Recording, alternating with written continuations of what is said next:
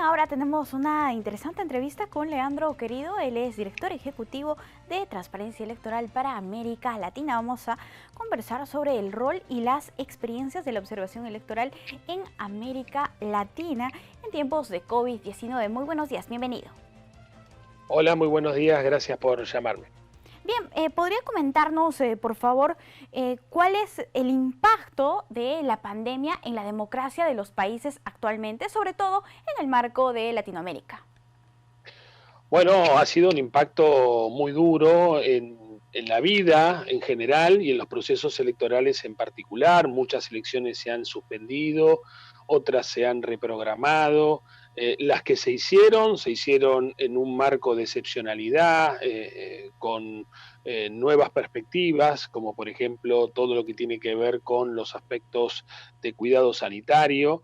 Y bueno, y en este contexto las autoridades electorales trabajan en una situación de profundo estrés institucional porque las tensiones políticas se acrecientan, la tensión política crece, los actores políticos entran en tensión producto de la desconfianza que hay en algunos países, de los cambios de fechas, como les comentaba, de los cambios en el cronograma electoral. Esto genera tensiones y bueno, y esas tensiones generalmente las recibe, ¿no?, la autoridad electoral, que generalmente ya trabaja en un contexto de estrés institucional, pero ahora con el tema de la era COVID-19, todo esto se profundiza. Y en algunos casos hemos advertido que se han dado algunos giros autoritarios, ¿no? En la región, en el marco de la era COVID-19, hay algunos países con poco apego democrático que han aprovechado esta situación de desconcierto para llevar adelante algún que otro giro autoritario, ¿no? Esto ha concitado la preocupación de muchos organismos internacionales, de muchos organismos regionales y también de la sociedad civil de América Latina. Nosotros como organización de sociedad civil que entienden procesos electorales, nos preocupa que en estos contextos se refuerce a veces la posibilidad de eliminar la competitividad electoral que ya es delicada o inestable en algunos países de la región. Entonces no deja de ser un escenario muy preocupante. Claro, como usted lo mencionaba, en algunos países han decidido postergar las elecciones. ¿Cuál es la afectación democrática de postergar una elección, una fiesta electoral? Bueno, son muchas, ¿no? En general lo que hacen es generar, valga la redundancia, incertidumbre en los electores, pero en realidad ya hay una situación de incertidumbre previa de los ciudadanos que tiene que ver con su salud, ¿no? Digo, hay mucha angustia, mucha incertidumbre en todos los países de la región, producto de esta pandemia, y es lógico que, bueno, afecte también los procesos electorales. ¿Qué dice, por ejemplo, la Organización de los Estados Americanos, que recientemente elaboró una guía para actuar en contextos de este tipo, ¿no?, en contextos pandémicos, una guía democrática? Dice que todos los cambios que se lleven adelante en materia de cambios en el cronograma electoral se deben hacer en un marco de contexto, en un marco de consenso y de diálogo entre los actores políticos. Es muy importante que estas decisiones tan trascendentales se asuman en un contexto de consenso, ¿no? Y me parece que en ese sentido la autoridad electoral tiene un rol trascendente porque es la que reúne justamente a los partidos políticos que compiten, a los candidatos, a la sociedad civil, y los debe reunir en una gran mesa en donde, se puedan tomar las decisiones de manera democrática y participativa, ¿no? Esa es la gran preocupación. Lamentablemente, la institucionalidad democrática de América Latina es débil, en algunos países aún es más débil que en otros, y entonces notamos que hay situaciones de mucha preocupación, como, no sé, podemos mencionar el caso de Guatemala, el caso de De Bolivia, digo, Cuba, hay por muchas ejemplo. situaciones. Ujú. Bueno, claro, Cuba, en realidad Cuba ya no tenía ningún tipo de institucionalidad democrática previo a la pandemia, ahora menos, ¿no? Es decir, esos países como Venezuela, como Cuba y Nicaragua, se advierte que hay una escalada represiva, ¿no? Que los gobiernos han aprovechado para, bueno, reprimir más de lo que reprimen habitualmente.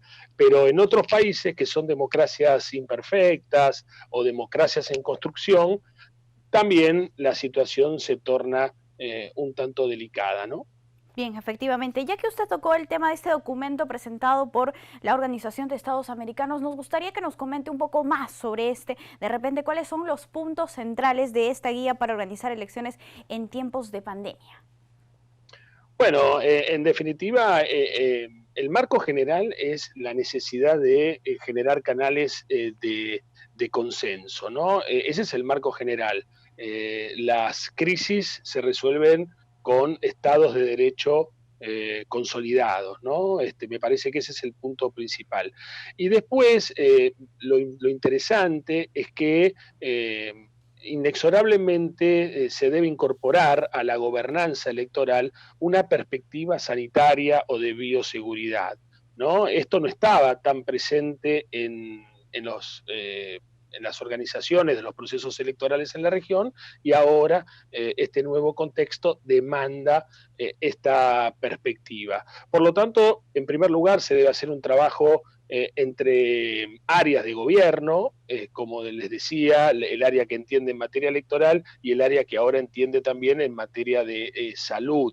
Hay que definir una gran cantidad de protocolos especializados. Un proceso electoral tiene tres etapas generales: la etapa preelectoral, la jornada de votación y la etapa postelectoral. A su vez, esas tres etapas reúnen alrededor de 53 instancias, ¿no? O subetapas. La mayoría de ellas son actos presenciales, actividades que requieren de actos presenciales.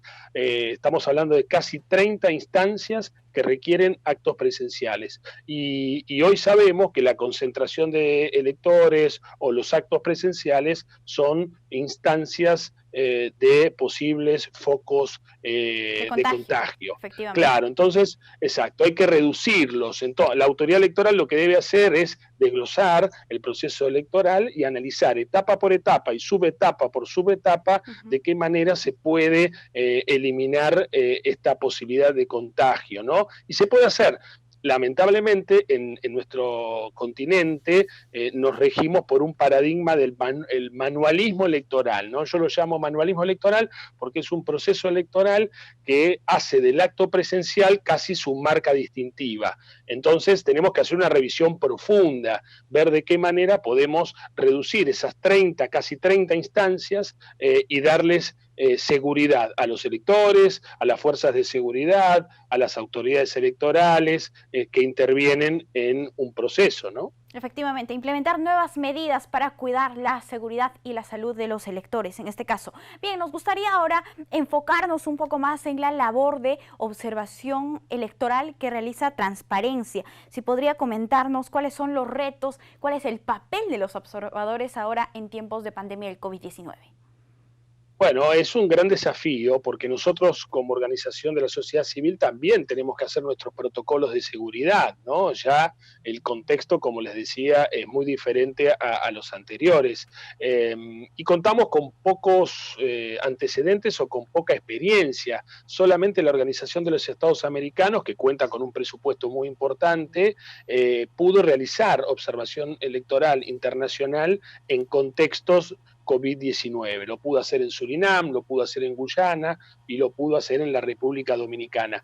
Lo que está claro es que así como una elección en un contexto pandémico requiere mayor presupuesto, porque hay que atender la cuestión de la salud y la seguridad, la observación electoral también requiere más presupuesto. Entonces, las organizaciones de sociedad civil ahí están en desventaja, ¿no? Digo, realmente es un problema porque no hay forma de afrontar estos costos. A veces se han dado elecciones, estas últimas, en donde estaban cerrados los espacios aéreos de los países. Por lo tanto, la OEA tuvo que viajar en charter, en vuelos privados, ¿no? Eso, imagínense que es imposible para que pueda asumir ese costo sociedad civil. Pero me parece que más allá de eso, también hay que apelar a la creatividad, hay que hacer todo un trabajo previo en la etapa preelectoral y mucho de ese trabajo previo se puede hacer con plataformas a distancia, como por ejemplo Zoom, como por ejemplo redes sociales o otro tipo de plataformas. Digo, ya se puede preparar un poco el terreno de ese modo. Y habrá que ver cuál es puntualmente el marco en el que se da el proceso electoral para ver, bueno, de qué manera se lo puede afrontar. Lo que sí está claro que la era COVID-19 afecta el proceso electoral de América Latina de este año, del 2020, pero también afecta el proceso electoral del año que viene, porque las elecciones no, se hacen en un día, pero en realidad hay una gran etapa previa, ¿no? Digo, de elaboración, en donde prácticamente con un año de anticipación ya se empieza a trabajar en la preparación del día de la elección, ¿no? Entonces, bueno, la situación es bastante complicada como les describo, ¿no? Efectivamente. Bien, señor Leandro, muchísimas gracias por estar aquí con nosotros en JNE Noticias. Hasta una próxima oportunidad. A ustedes, gracias. Bien, amigos, vamos a hacer una pausa. Volvemos con más.